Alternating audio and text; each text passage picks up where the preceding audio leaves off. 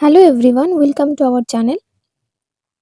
গুরুত্বপূর্ণ নির্দেশ নিয়ে আপনাদের সাথে এসেছি আবার আলোচনা করতে।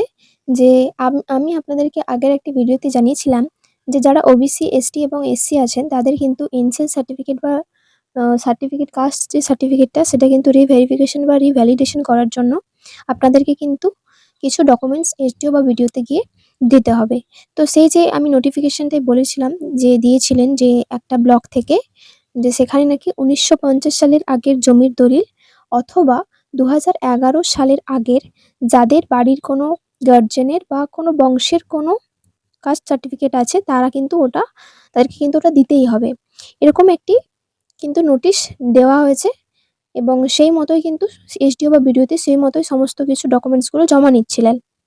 তো ফেসবুকে কিছু একটা পোস্টে দেখা যায় যে একটি নতুন নোটিশ দেখা যাচ্ছে, যেখানে কিন্তু এই যে ১৯৫০ সালের আগের জমির দলিল সেটা লাগছে না বলে সেই রকম কিন্তু একটা নোটিশ ঘোরাফেরা করছে ফেসবুকে। কিন্তু এটা যে সত্য সেটা কিন্তু আমরা যাচাই করিনি যে এই নোটিশটা আদৌ সত্য কিনা বা এখানে কি বলা হয়েছে সেই বিস্তারিত আমি আলোচনা করব। কিন্তু আমি এটুকু বলতে পারি যে এটা যে সত্য কি মিথ্যে বা এটা যে আদৌ সত্য সেটা কিন্তু আমরা যাচাই করিনি। তো দেখি সেখানে কি বলা হয়েছে।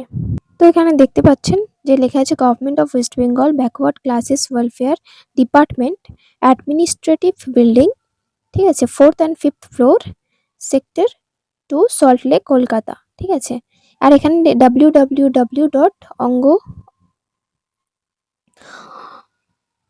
তো এখানে যে ওয়েবসাইটটা দেওয়া আছে এটা কিন্তু গিয়ে যে দেখতে হবে। তার আগে এখানে লেখা আছে সাবজেক্টে যে productions of land deeds prior of 1950 in cases relating to issuance and re-verifications of caste certificate registration।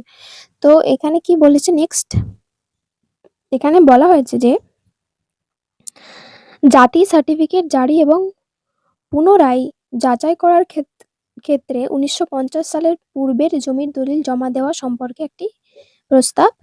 বিভিন্ন আবেদনের মাধ্যমে এই দপ্তরের নজরে এসেছে যে জাতি সার্টিফিকেট জারি করার সময় এবং জাতি সার্টিফিকেট পুনরায় যাচাই করার সময় সার্টিফিকেট প্রদানকারী কর্তৃপক্ষ বেশ কিছু ক্ষেত্রে আবেদনকারীদের কাছ থেকে জমির দলিল, বিশেষ করে ১৯৫০ সালের পূর্বের জমির দলিল জমা দেওয়ার জন্য জোর দিচ্ছেন। এই বিষয়ে আমি নির্দেশিত হয়ে এই দপ্তরের বা মেমোরান্ডাম এর একটি কপি এবং আগের নম্বরের নির্দেশ এর কপি এখানে সংলগ্ন করলাম। এবং আরো বলেছে ওপরের দুটি নির্দেশ এবার করে বলা হয়েছে যে একজন আবেদনকারী যে জাতি বা জনজাতিগত মর্যাদা এবং অথবা আবাসিক মর্যাদা প্রমাণ করার জন্য জমির দলিল জমা দেওয়া বাধ্যতামূলক নয়। ওপরের বিষয়গুলো বিবেচনা করে আপনার আপনার এলাকার অধীনে থাকা সকল সার্টিফিকেট প্রদানকারী কর্তৃপক্ষকে প্রয়োজনীয় নির্দেশ দিতে যাতে ওপরে উল্লেখিত নির্দেশিকাগুলো কড়াভাবে মেনে চলা হয়। ঠিক আছে, সহজ বিষয় হচ্ছে কি যে অনেক জায়গায় জাতি সার্টিফিকেট বানাতে হয় বা পুরনো সার্টিফিকেট চেক করতে কিন্তু ১৯৫০ সালের আগে জমির দলিল চাওয়া হচ্ছে। তো সরকার বলছে যে জাতি প্রমাণ করার জন্য জমির দলিল দেওয়া বাধ্যতামূলক নয়। এটা নিয়ে ২০১৪ এবং ১৫ সালের নির্দেশ অলরেডি আছে। সকল জেলা শাসককে বলা হচ্ছে যেন তিনি এই নিয়মটা সকলকে মেনে চলতে বলেন।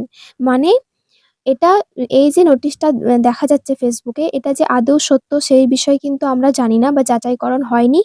তো যদি এটা হয়ে থাকে তাহলে কিন্তু খুবই ভালো। যে অনেকেই আছেন যারা ১৯৫০ সালের আগের জমির দলিল অনেকেই আছেন যারা পুরনো যে ১৯৫০ সালের আগের জমির দলিল কিন্তু দেখাতে পারছিলেন না, যার কারণে তাদের এনসিএল সার্টিফিকেটও দেওয়া হচ্ছিল না বা রিভেরিফিকেশনস রিভ্যালিডেশনস কিছুই হচ্ছিল না। তো এই যে নোটিশটা ফেসবুকে দেখা যাচ্ছে এটা যে সত্য সেটা কিন্তু আবারও বলছি যাচাই করা হয়নি। যদি এটা সত্য হয়ে থাকে তাহলে কিন্তু খুবই ভালো কথা। তো এখানে সহজ ভাষায় এটাই বলেছে যে ২০১৪ বা ১৫ সালে কিন্তু একটি নোটিশে জারি করা হয়েছিল যে যাদের পুরনো সার্টিফিকেট অর্থাৎ কাস্ট সার্টিফিকেট আছে তাদেরকে কিন্তু আর জমির দলিল দেখাতে হচ্ছে না এবং সেটাই যেন প্রত্যেকটা ব্লকে সেই নির্দেশটা যেন পালন করা হয়। ঠিক আছে, এই বিষয় নিয়ে জানিয়েছে। তো এটা কিন্তু আবারও বলছি, এটা যে সত্য সেটা কিন্তু যাচাইকরণ হয়নি। তো যদি হয়ে থাকে খুবই ভালো কথা। আপনারা আপনাদের যে এসডিও বা বিডিও অফিস আছে সেখানে গিয়ে আপনারা পুরো বিষয়টি ভালো করে জেনে আসুন। তারপরে কিন্তু আপনাদের যেই সার্টিফিকেট সেটা কিন্তু আপনারা রিভেরিফিকেশন বা রিভ্যালিডেশন করতে পারবেন। তো এইটুকুই ছিল আপডেট আপনাদেরকে দেওয়ার জন্য। আশা করছি ভিডিওটি আপনাদের সকলের ভীষণ হেল্পফুল হবে। ভিডিওটি ভালো লাগলে অবশ্যই একটি লাইক করবেন। চ্যানেলে নতুন হয়ে থাকলে চ্যানেলটিকে অবশ্যই সাবস্ক্রাইব করে রাখবেন। দেখা হচ্ছে নেক্সট ভিডিওতে। থ্যাংক ইউ সকলকে।